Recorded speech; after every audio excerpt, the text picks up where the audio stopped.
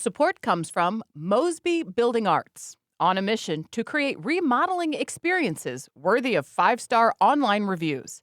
See the difference at callmosby.com.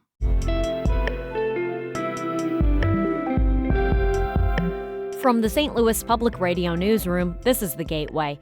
It's Thursday, April 2nd. I'm Abby Larico. Missouri's 2026 election cycle got a jolt last week when longtime Republican Congressman Sam Graves announced his retirement. I think it's time for some new leadership, and I also have one more good career left in me, and it's time to pivot to that. STLPR's Jason Rosenbaum examines how Graves' departure could tell us a lot about where the GOP stands going into the midterm elections. That's coming up after this news on The Gateway.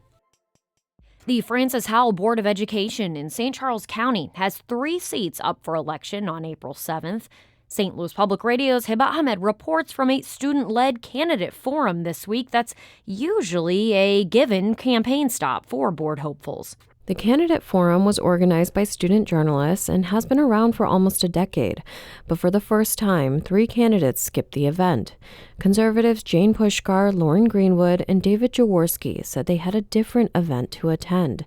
Francis Howell Central High School student Michael Purcell said it was a missed opportunity to hear from the candidates directly. I think it is honestly extremely irresponsible for the other half of the candidates to feel that it wasn't important enough to present themselves in front of the broader constituency. Progressive candidates Jason Adams, Sarah Dillard, and Kevin McGuire attended the event. They took student questions on everything from financial transparency to book bans. I'm Hiba Ahmed, St. Louis Public Radio. The conservative candidates did not respond to STLPR's requests for comment. Grandview R2 School District in Dittmer and Hillsborough in Jefferson County will vote on a 4-day school week in Tuesday's municipal election. As STLPR's Katie Grovich reports, nearly a third of school districts in the state of Missouri are turning to the condensed schedule. The vote comes as 5-year retention rates among new Missouri teachers hit their lowest point since 2013. 90% of 4-day school week districts in the state are in rural areas, with many districts hoping to attract more teachers. Research shows that shorter school weeks can be a boon to recruiting at rural schools that struggle to compete with wages in urban areas. But Ashley Burley, an education policy researcher at St. Louis University, said the research shows limited effects on long-term retention. So if one district does it, then another one does it, then another one. So your district where you were recruited from may lose you to another district that has a 4-day school week. Shorter weeks often mean longer class days for students, pushing start times earlier than recommended by education researchers. I'm Katie Grovich, St. Louis Public Radio. A Senate bill passed last year that requires public approval for the short week. Grandview R2 is one of 3 school districts in the greater St. Louis area with a 4-day schedule. Sunrise R9 in DeSoto will revert to 5 days after missing the ballot deadline this year. The city of St. Louis had 20 homicides in the first quarter of 2026. That's the lowest total in 20 years. The department released its numbers for January, February, and March on Wednesday. It continues a decline in killings that has also been seen nationwide since 2021. St. Louis Police Chief Robert Tracy says he's hopeful the trend will continue. Looking at who the trigger pullers are, looking at non-fatal shootings, picking up the shell casings, using crime gun intelligence. Mayor Kara Spencer also credits the decline to programs in the Office of Violence Prevention. While homicides are historically concentrated in North St. Louis, the incidents so far this year are spread fairly evenly across the city.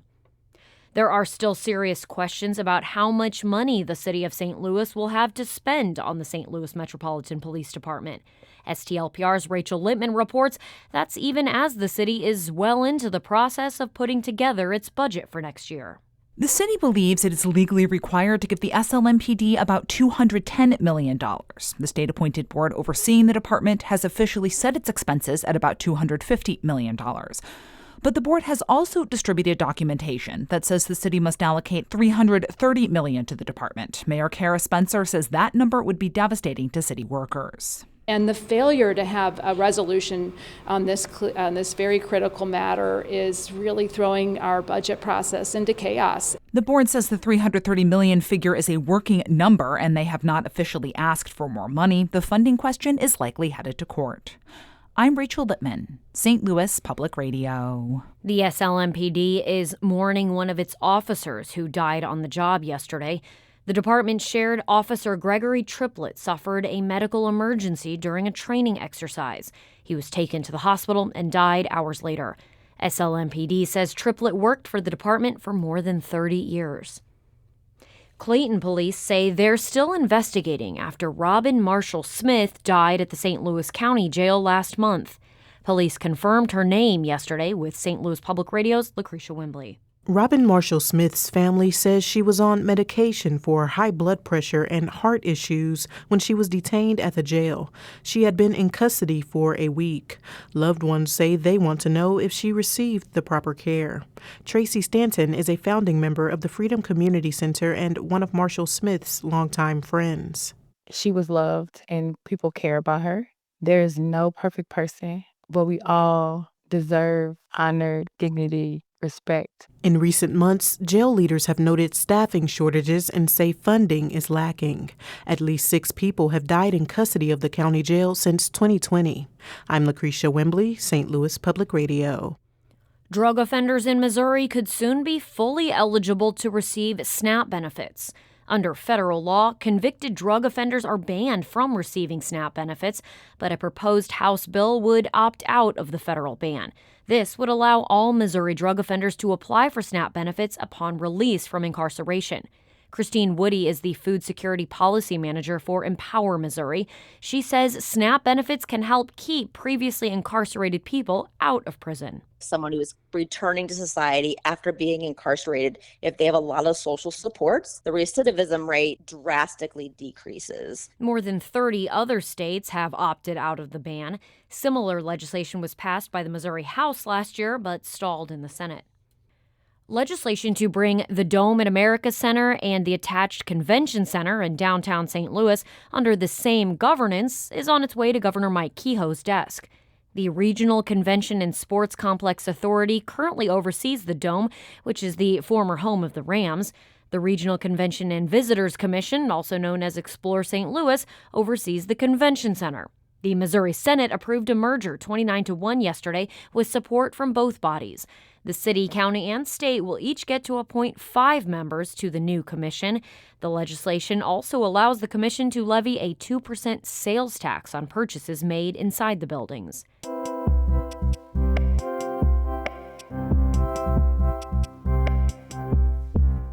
Listener support is St. Louis Public Radio's largest source of revenue and makes podcasts like The Gateway possible. Show your support for regional news by making a gift at stlpr.org, and thanks.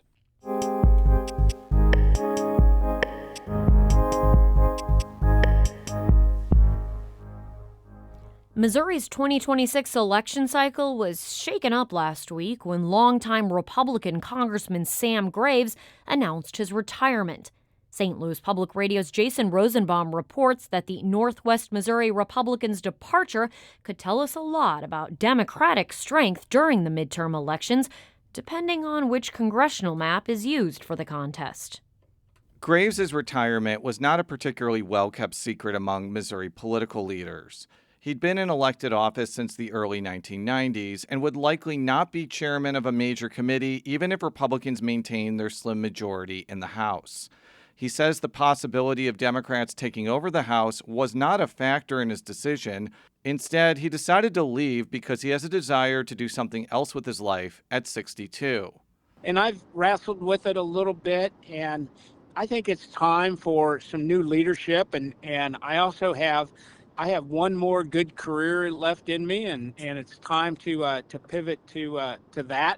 Graves is the 36th House Republican to announce his retirement before the 2026 elections. And given that the president's party typically doesn't do well in midterms, Northwest Missouri State University political science professor Jessica Gracie says Graves' decision could be part of a larger national trend. For some of those Republicans that are deciding not to run, it might be a sign that they think that, maybe the tide is turning, that it might be a wave election and that their seat maybe isn't as safe. I don't think that's probably the case with Sam Graves. Gracie is correct that Graves' North Missouri-based 6th District will likely remain in GOP hands in November. But whether the general election is competitive at all depends completely on which version of the district is in effect. That's because there's an ongoing lawsuit over whether the submission of referendum signatures prevented a map lawmakers passed in 2025 from being implemented. A Cole County judge ruled last week that the new map is in effect, but that decision is being appealed. House Minority Leader Ashley Awney said last year that the new 6th District that includes more of Democratic-leaning Kansas City could backfire during a Democratic wave election. Yeah, if we run the right candidates, if we have the right messaging, and if we are out there talking to Missourians about what kind of representation they deserve in Congress, absolutely, this could backfire on the Republicans. It is not out of the question. If the Missouri Supreme Court ultimately decides that a 2022 version of the 6th District is in effect, Democratic chances of winning the seat go from remote to nearly non-existent. Republican Congressman Mark Alford says the old and new versions of the 6th District likely favor someone who lives in the Kansas City metropolitan area, as opposed to the sparsely populated Northeast Missouri. So I think someone who is a familiar name to Kansas City is going to have a distinct advantage, much like I did in 2022. For his part, Graves is not concerned with the 6th District flipping to the Democrats if the 2025 map is used. But he did reiterate his opposition to splitting Kansas City into 3 districts, contending, like Awney, that it could backfire on Republicans. I think it's a dangerous game when you start doing mid-cycle redistricting. I just think that can backfire, and it's hard to tell when it all shakes out, when it's all said and done, if it mattered or not. With President Trump mired in low approval ratings and concerns about the economy on the rise, it's not out of the question that Graves' longtime fears could materialize in November. And a tighter than usual race in North Missouri could be another sign pointing to a decline in GOP fortunes around the country. I'm Jason Rosenbaum, St. Louis Public Radio. Our Fred Ehrlich edited that piece. The Gateway is a production of St. Louis Public Radio, a listener-supported service of the University of Missouri St. Louis. Music by Ryan McNeely of Adult Fur. I'm Abby Larico, and from the St. Louis Public Radio Newsroom, thanks for listening to The Gateway.